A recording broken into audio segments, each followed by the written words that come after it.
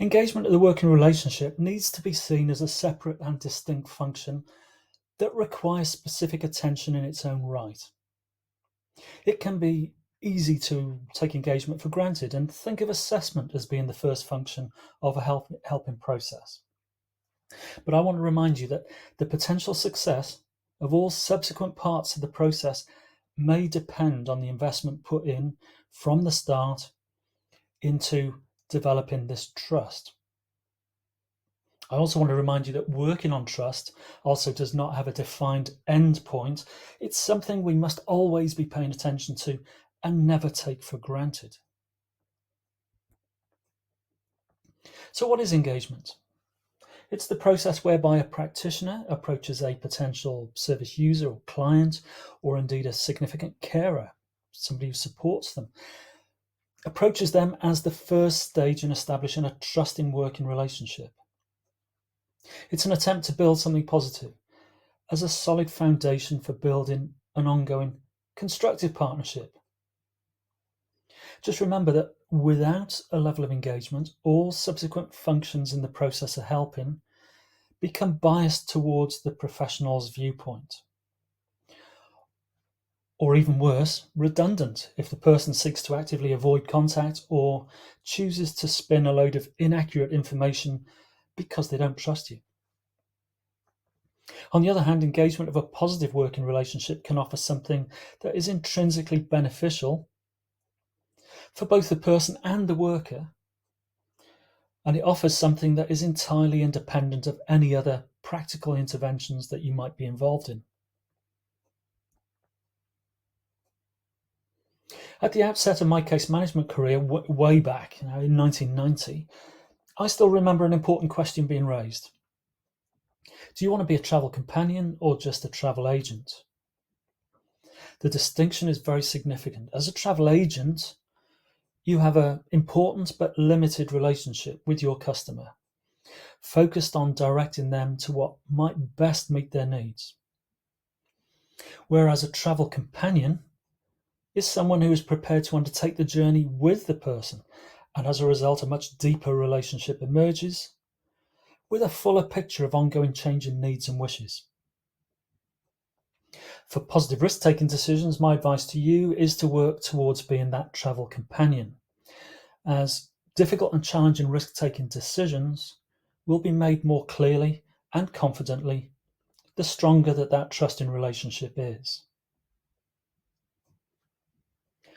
The importance of the first meeting can't be underestimated, so preparation is key.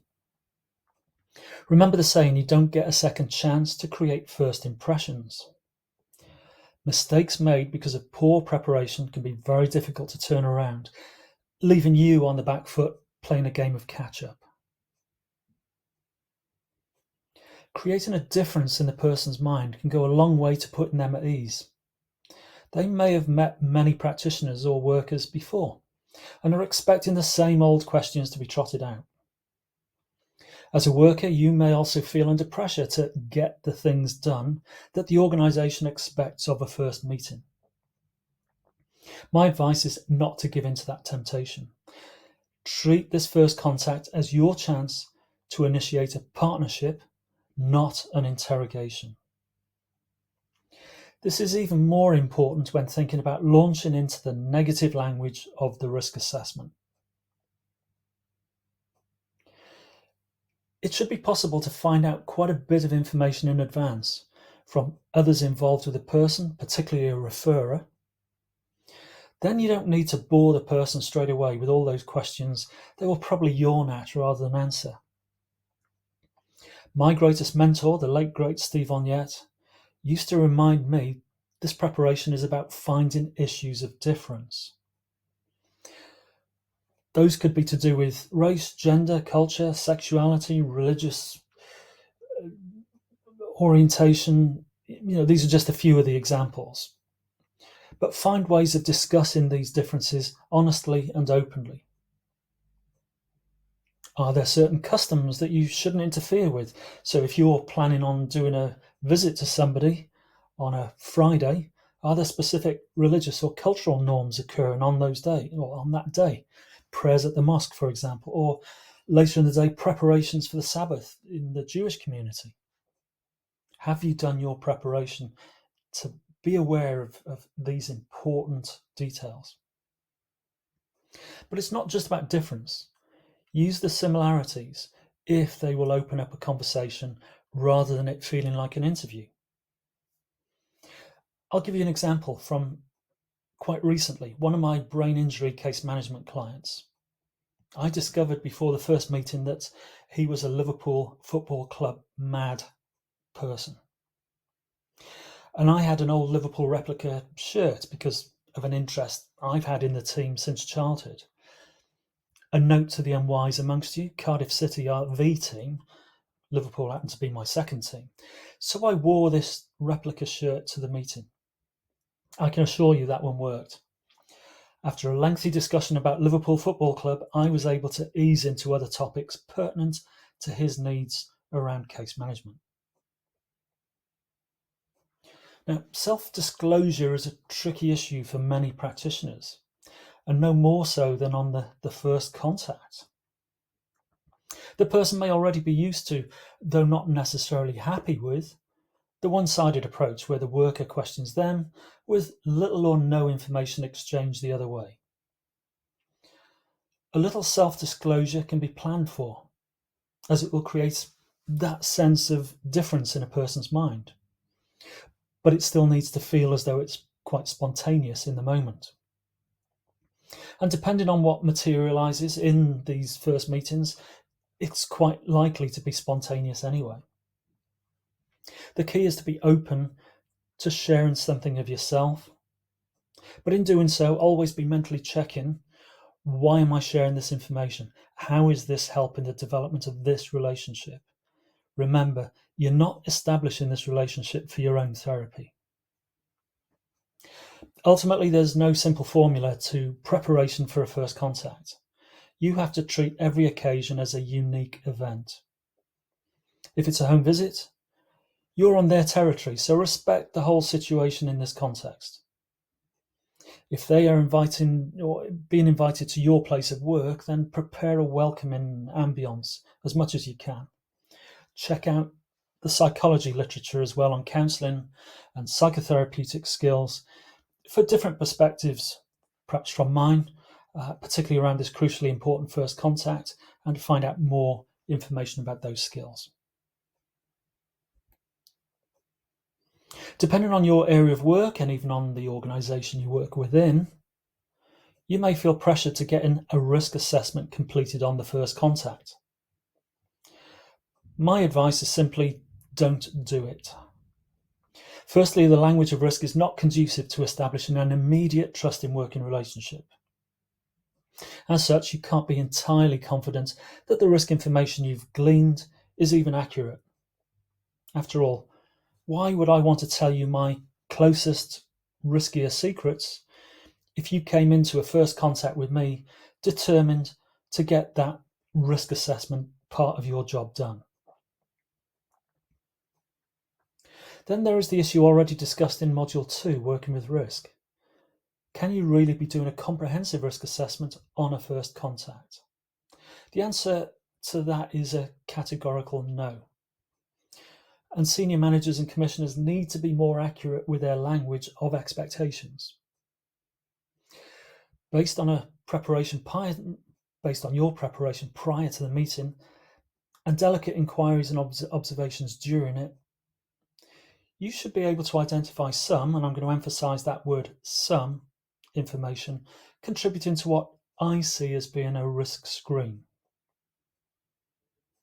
However, in my many years of contact with service user representatives, as well as checking out with my own clients, it's the language of safety that is far more preferable and potentially more engaging than the language of risk. At this point, I'd like you to pause the video and read the 2 PDF documents in the resources associated with this module, the personal safety plans and then the safety plan case example. The personal safety plans document sets out a checklist of questions that have been used to gain the person's own views and experiences of risk.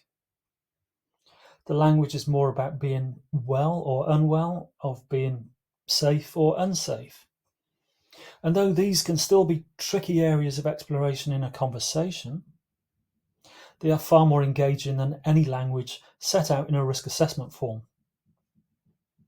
The intention behind offering this resource is to provide prompts for use during that engaged discussion. Meanwhile, the safety plan case example uses the previously mentioned Sabrina case study that was outlined in Module 2, using that case study as a basis for completing this type of plan. Now, I'm not expecting you to adopt this as a form. That'll be a conversation you have with yourself, your team, or possibly your organization. But if you did, this is an example of how it might look. I'll come back to these two documents in the exercise at the end of this video.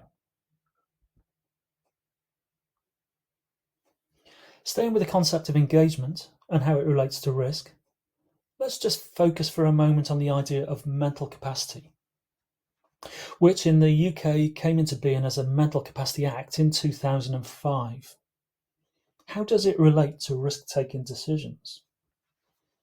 Well, there are 5 principles, and these can be based or even seen in what I would say is a risk-taking context. By and large, the Mental Capacity Act is telling us to be very specific, not generalized, in our attribution to a person. It's much more specific about getting a person to understand their choices and the consequences related to a decision at a point in time. Now, of the 5 principles, firstly, we've got assume the person has capacity unless it is established otherwise. I would argue that this principle requires us to start from a risk-taking position. It also encourages more of an enabling approach to people by recognizing their capability rather than their disability. The second principle, that we've got to take all the practical steps and that these must be explored to help a person make a decision before making a determination that they can't. I'd also say that this principle starts from a risk-taking position, as, again, there is this idea of enabling a person before concluding that the decision-making needs to be managed for them. It's about taking those practical steps. Thirdly, people with capacity have a right to make unwise decisions. Again, I would say this principle actually presents a clear challenge to put positive risk-taking into practice where it's appropriate. Fourthly, if someone is found to lack capacity to make a decision for themselves, then the act or decision subject to the Mental Capacity Act must be done or made in the person's best interests. You must, if assuming more of this control, act in their best interests.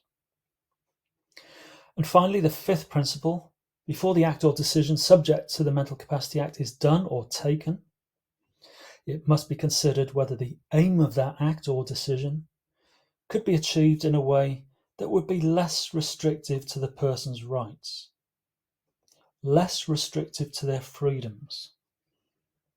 The focus is clearly on least restriction. So I would argue that there is a strong connection between how we think about mental capacity and how we think about risk-taking.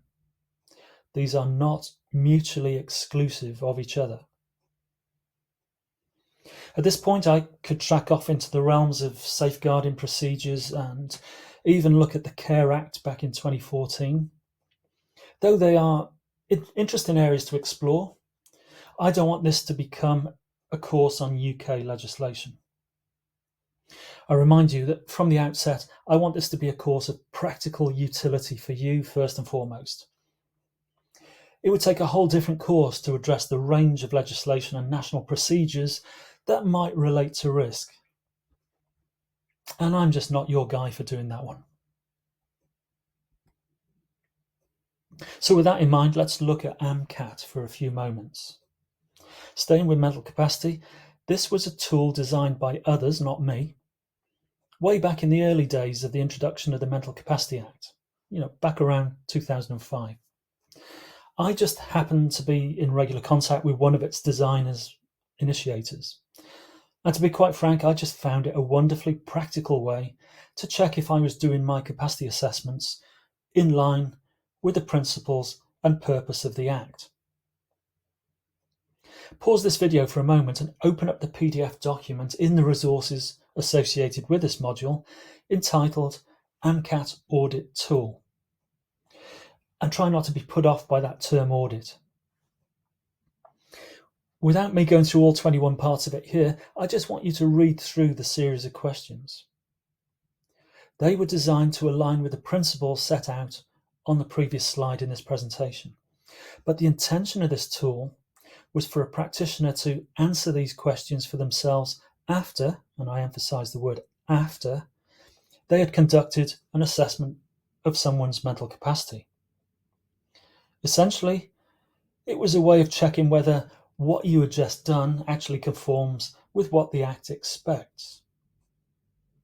Personally, I found it a great cheat sheet in advanced preparation for assessments of capacity, not just a measure after the event.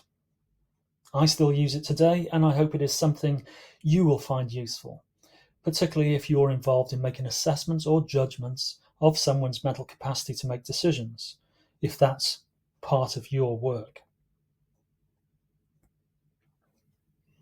Here is a quote from Carl Rogers that I would like to use while drawing this video presentation towards a close.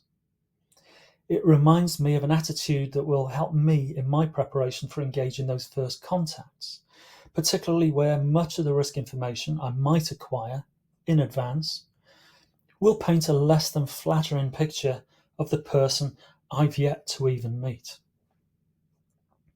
Rogers expresses his faith in people when he said, "When I look at the world, I'm pessimistic. But when I look at people, I'm optimistic." This helps us to focus away from the generalized negativity of what's reported in the world. Just take a look at any TV programs, news programs, open any newspaper, even, dare I say, look at any referral of someone with a risk history. Rogers is clearly expressing a shift to focus more on the potential positivity of individual people. And that's where good engagement can emerge from. Looking back over the messages presented in this video, I would invite you to ponder the question that captured my imagination way back in the early 1990s. Are you a travel agent or are you a travel companion? Think about how that question relates to your approach to the concept of engagement. And then identify how you might take on some of the messages from this presentation that might help you become more of the travel companion. Then read the PDF document on safety plans as a checklist, and also the case example as an illustration of what it elicits as a form. How can you adopt or adapt this tool into your practice, and possibly into the way your team works with people? What might it add to your efforts engaging people into conversations about their own risks and how they may be better able to articulate their own approach to positive risk-taking types of decisions?